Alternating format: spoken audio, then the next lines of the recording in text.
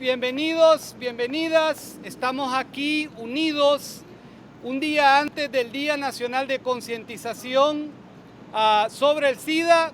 La ciudad de Nueva York sigue siendo el ojo del huracán de esta epidemia. 38,000 latinos han sido diagnosticados con esta enfermedad. Nuestros hermanos y hermanas afroamericanos son los más impactados, pero el VIH-Sida no discrimina y por eso es que nos unimos para poder enviar un mensaje de esperanza y comprometernos a ir en ruta al 2020 para derrotar al SIDA en nuestro estado. Invito a Betsy Morales de la Federación Hispana para que comparta también el compromiso y el trabajo que la Federación hace. Betsy. Gracias, Guillermo. The Hispanic Federation is proud to join all of our community partners here and throughout the country to commemorate National Latino AIDS Awareness Day. Each year we do this to highlight the impact that HIV and AIDS has had on the Latino community and talk about the needs of this diverse and growing population. Just to give you just one or two statistics, Latino men are 3 times more likely than their white counterparts to have HIV. When it comes to Latina women, they're 4 times more likely than their white counterparts to have HIV. And while we've had many challenges and we've had many successes in lowering infection rates and getting people to a healthy state, our Latino young men are still being disproportionately impacted and consistently impacted by high infection rates. Last year we asked that families speak about HIV and AIDS, to talk about it with family members and everyone else. And we ask you this year to continue to do so. We're hoping to see the day that the epidemic will no longer be an epidemic. And the only way to do that is to talk about it, to give people information, to know what are the tools that they have and the options they have for prevention, to get people tested so that everyone knows their status, to bring people to care and treatment. We have heard, and I don't know if you have heard, that here in New York we're hoping to end the AIDS epidemic by 2020. That's right. The only way to do that is to work together. The Department of Health is not going to do it on its own. Doctors aren't going to do it on their own. Public health enthusiasts and activists aren't going to do it on their own. You and I need to do it together, and we will all defeat AIDS together. Thank you. Thank you. And again, we're sorry if you can't hear us right now. It's okay. We're trying to make sure that the cameras and the microphones can. So let's try to minimize noise in the back, but make sure we stay rowdy and alive and look beautiful. And we'll get this ball rolling. With that said, I also want to introduce my other colleague, really close friend, along with Betsy, Justin Toro, who works with the Adolescent AIDS program here in New York. Hey, Good morning. So my name is Justin Toro. I'm a clinical social worker at the Adolescent AIDS program, which is housed under the Children's Hospital of Montefiore Medical Center. Our program has had a long-standing relationship with the Latino Commission on AIDS and with Guillermo, with Tony. This relationship has just been wonderful, and I feel very honored to be able to speak today. As being Hispanic myself and also living with HIV, this epidemic needs to end by 2020. We need to work together as community members to ensure that we provide stable housing, mental health care, supportive services for individuals that are diagnosed with HIV. How can we do this? Funding needs to be allocated. We need to speak to our congresspeople, our politicians, everybody to ensure that funding is given where it is needed. Instead of making cuts to where funding is needed, we need to push to make sure that the money is funded back to us. Agencies like the Adolescent AIDS program, like the Latino Commission on AIDS, our specialty is working with disproportionately marginalized communities. We are in the trenches. Our program is in the Bronx.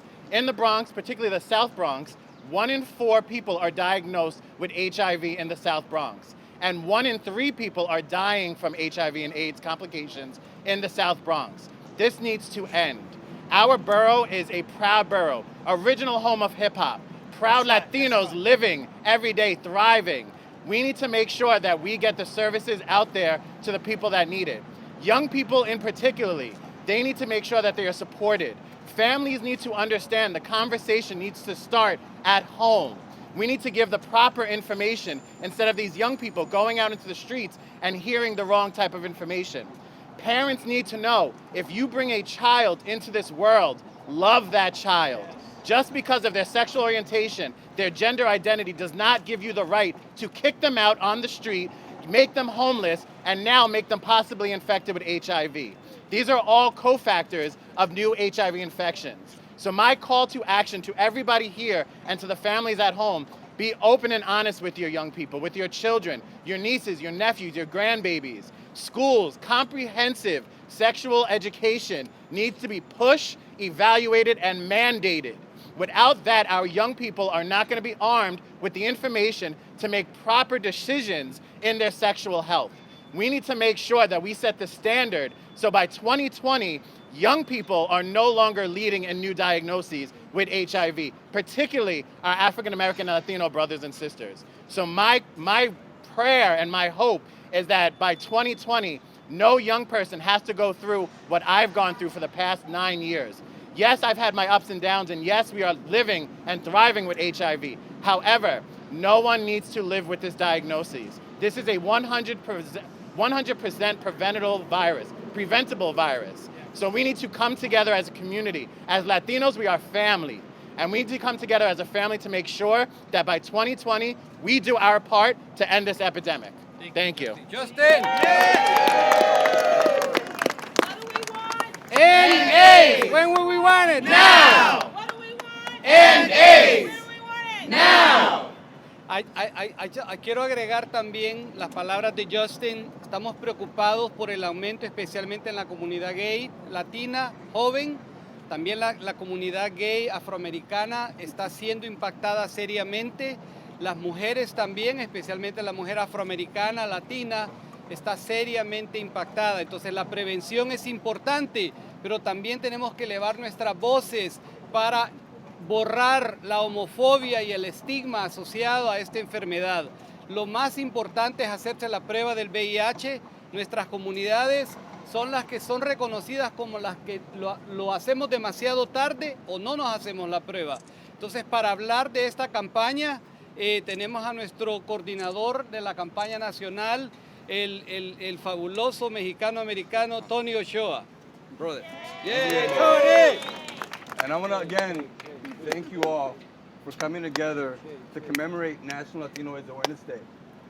And again, one of the reasons why it makes my job so thrilling is the fact that I get to interact with so many amazing people and faces that are just as passionate about the work that I'm committed to as we are all here.